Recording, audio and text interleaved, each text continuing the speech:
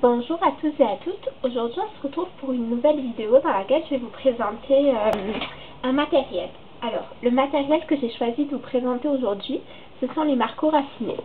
Les marqueurs raffinés, ce sont des crayons ce sont, je dirais, les premiers crayons qui sont sortis très peu chers et qui se voulaient de très bonne qualité aussi. C'est un peu les pionniers qui sont arrivés avant les Sudistes, les Enacolor, etc. Voilà, enfin, moi je mets tous ces crayons un petit peu dans le même sac parce que ils essayent un petit peu tous de répondre aux mêmes critères. Alors je les avais achetés il y a plus d'1 an maintenant, à l'époque où vraiment tout le monde commençait à colorier avec. Je les avais achetés sur AliExpress, j'avais payé 17 € sans frais de port, il n'y avait pas de frais de port, les 72 crayons. Alors 17 € les 72 crayons, c'est juste un rapport, ça, un prix exceptionnel quoi. Enfin, vous ne trouverez pas des crayons ou très peu à ce prix là. D'ailleurs aujourd'hui ils ont un petit peu augmenté. Alors je les avais achetés il y a 1 an et en fait j'avais pas du tout été convaincue de ces crayons. Alors je vais vous montrer le comment on appelle ça, le nuancé. Voilà.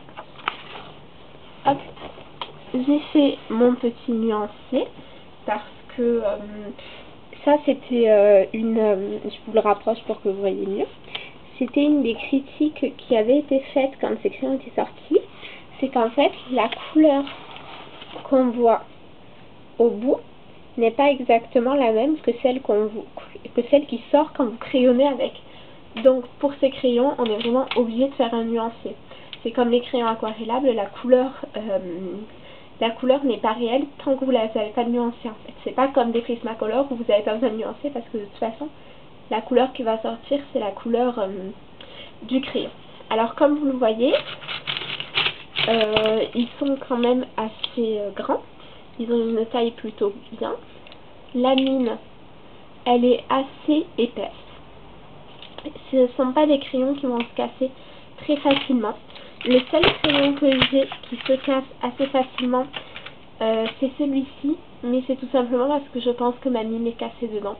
Ça m'est arrivé aussi avec des Prismacolor, donc je dirais que par rapport à ça, ils ont quand même une assez bonne durée de vie. Alors, si jamais on reprend le nuancier, je pense que vous serez d'accord avec moi pour dire qu'il y a quand même pas mal de couleurs. Ce qu'il y a de bien, bon moi c'est pas mes couleurs, c'est pas mes tons préférés, mais je trouve qu'il y a énormément de violet et de rose. Dans les autres gammes de crayons, c'est souvent les couleurs où il y en a peu. Et par contre, à contrario, il y a peu de marron. Moi, j'adore colorier en marron, donc c'est vrai que souvent, quand je fais des arbres ou des choses comme ça, je suis obligée de compléter. Alors que j'aime pas trop compléter ça.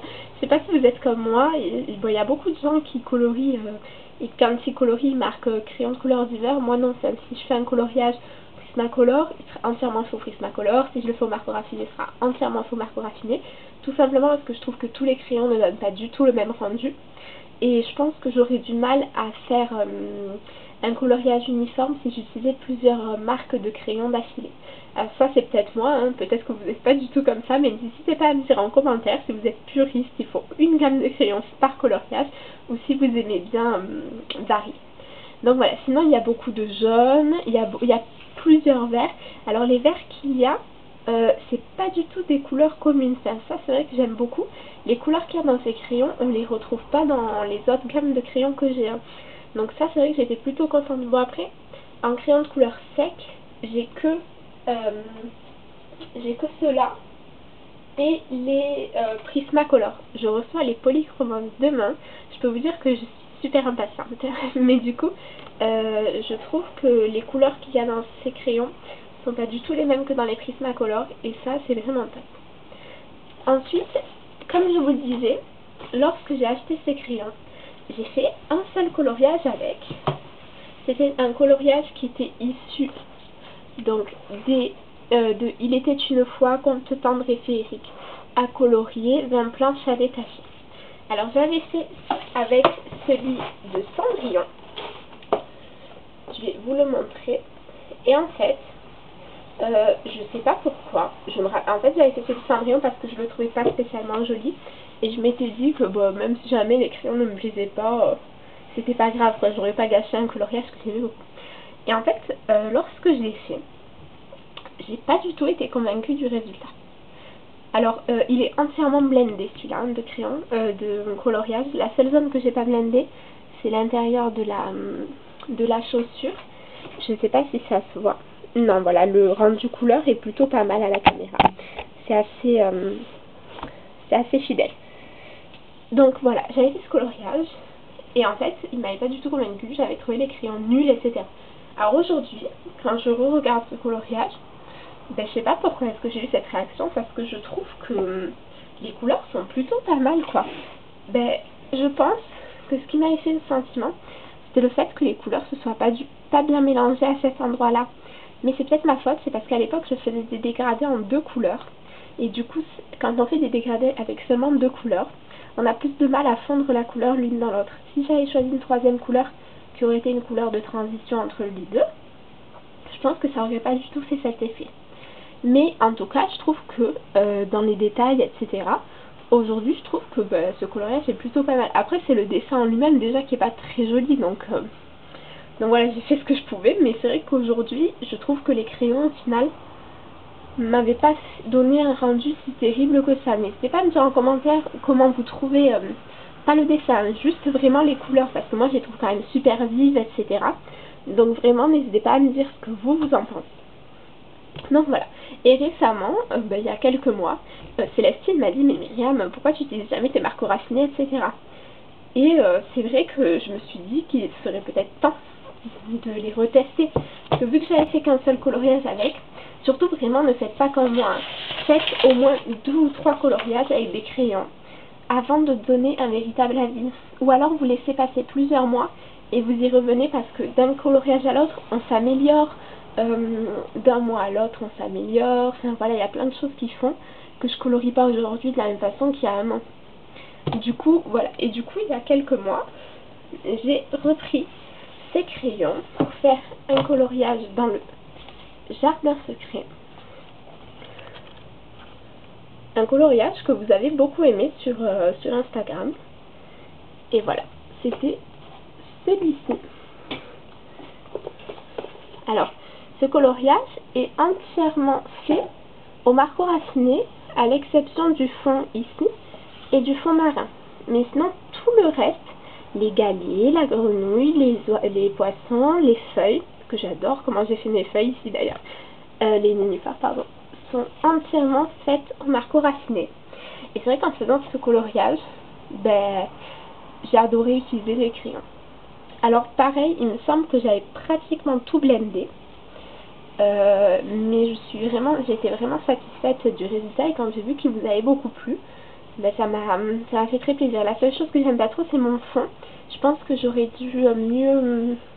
c'est pas assez uniforme selon moi, ou alors j'aurais dû faire exactement le même fond en bas qu'en haut, juste en le faisant un petit peu moins intense.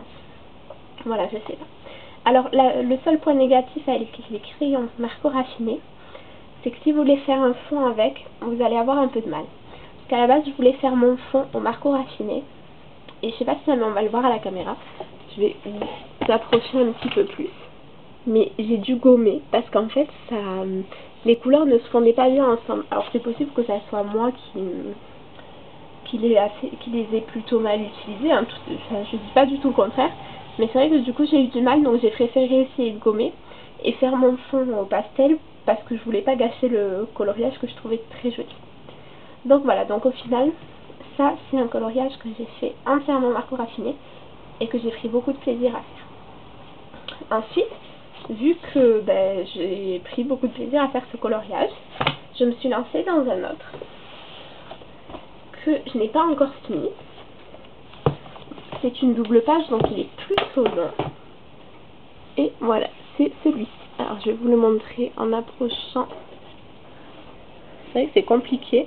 J'ai très envie d'acheter un nouvel appareil photo. Mais bon, ça a coûté un certain prix, alors il va falloir attendre un petit peu. Voilà. Donc ce coloriage-là, il est pareil, entièrement fait au marqueur raffiné. À la différence que je n'ai blendé que les fleurs violettes. Il n'y a que les lys qui sont blendés. tout le reste est fait juste au crayon. Et comme vous pouvez le voir, il n'y a absolument aucune trace blanche. Donc ça, j'étais vraiment super surprise quand je me suis lancée, de voir qu'en repassant plusieurs fois avec mon crayon, évidemment oui, il n'y a pas qu'une couche. Moi quand je fais mes dégradés, j'utilise rarement une seule couche de toute façon. Donc voilà, j'étais vraiment très surprise et très contente de voir qu'au final, les marqueurs raffinés pouvaient être utilisés comme des Prismacolor qui faisaient pas plus de traces.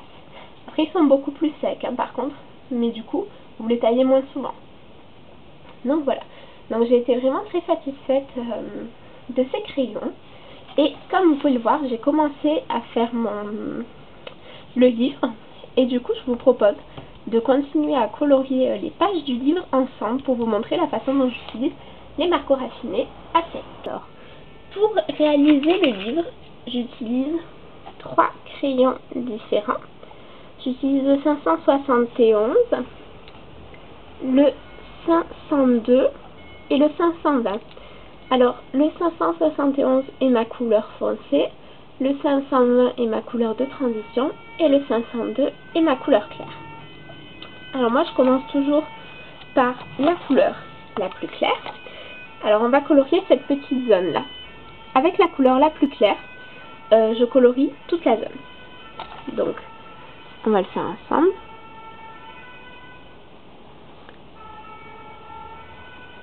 J'appuie très peu parce que vous allez voir, on va repasser plusieurs fois. Voilà. Donc là, avec ma couleur claire, comme vous le voyez, j'ai pu colorier toute la zone. Ensuite, je prends ma couleur de transition. Je vais repasser par-dessus ma couleur claire, mais je vais laisser quand même certains endroits avec seulement la couleur claire. Je ne vais pas jusqu'au bout, en fait. Voilà. En fait, là, si vous voulez, cette étape, c'est juste pour apposer mes couleurs. Voir un petit peu la zone à délimiter. Et voilà. Toujours en appuyant très doucement. Et avec ma couleur foncée, je vais faire la zone foncée. J'espère que vous verrez plutôt bien parce que c'est pas évident de faire les coloriages en accéléré. Enfin, les tutos, etc. Voilà. Toujours en appuyant assez doucement.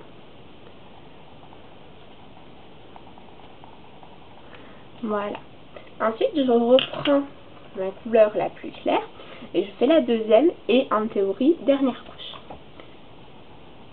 Hop.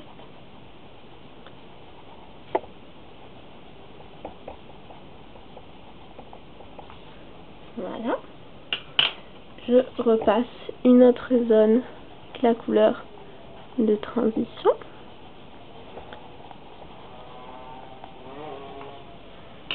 Et enfin, j'appose ma couleur la plus foncée. Et voilà, comme vous pouvez le voir, on a un léger dégradé du plus clair au plus foncé, sans trace, sans besoin de blender.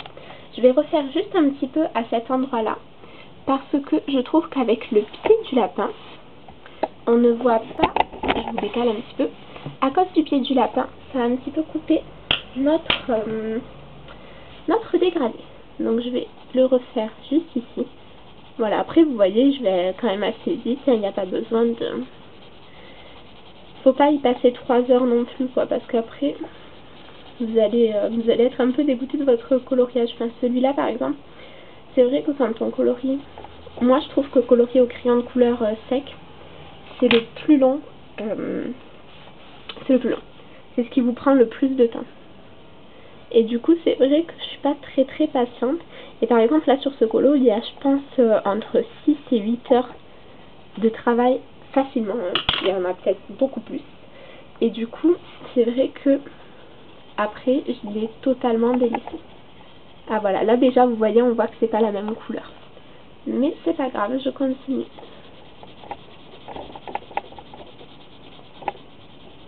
Ajouter ma couleur de transition. Après, c'est vraiment à votre goût, hein. Moi, j'utilise 3 couleurs parce que je trouve que vraiment le rendu est plus uniforme. Après, si vous ne souhaitez utiliser qu'une ou 2 couleurs, voilà, c'est à votre goût. Ce que j'aime avec, par exemple, avec les crayons aquarellables, c'est qu'on peut n'utiliser qu'une couleur et en avoir 4 ou 5. Mais ça, avec des crayons secs, c'est pas possible. On est obligé de créer nous-mêmes nos couleurs. Voilà, là vous voyez, on commence à avoir déjà le dégradé. Sauf que notre dégradé, il n'est pas du tout uniforme, il n'est pas du tout fondu. Donc maintenant, on passe à la deuxième couche qui nous aide à fondre le dégradé.